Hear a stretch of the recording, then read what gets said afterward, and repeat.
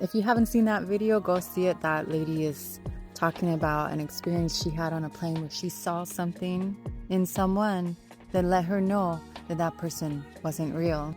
So I'm going to share with you a story of my own, and I have quite a few, but this one in particular let me know that there are such things on this earth known as otherworldly beings.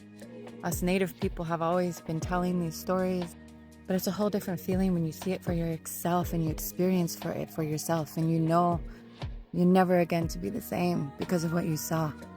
Anyway, this was about 6 or 7 years ago, back in Northern California, and I had just finished dancing at a ceremony out there.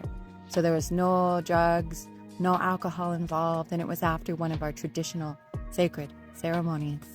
I had parked way out in the field because that's where I was going to sleep for the night. Sometimes I like being off by myself.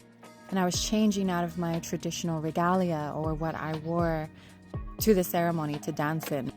I put my son in the car, he was sleeping, and I got this really weird, heavy feeling.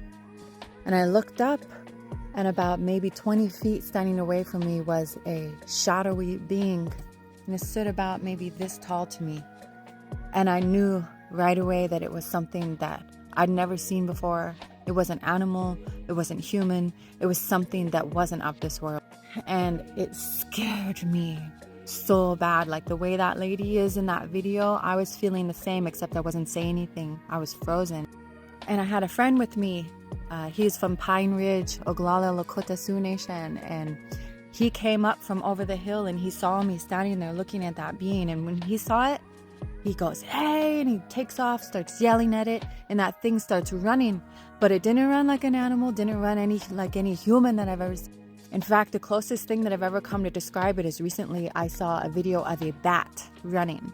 And if you look that up, that's what that looked like. It was just, as if it had wings, but that thing didn't have wings. And it was taking off like that, just totally unnatural, weird, abnormal, you name it.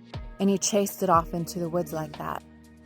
When he came back, he told me that that was what our people call a wiwila, one of the little people. The story is that these creatures come from another planet. Their planet was burnt out by their sun hundreds, thousands of years ago, and they came to our planet to share space. So they come out at night, we come out at day. Usually we don't meet, but sometimes we do in situations like that. And the reason he chased it off is because sometimes they take us, and we have to be careful. Don't get me started on Bigfoot or Sasquatch now. These things are real.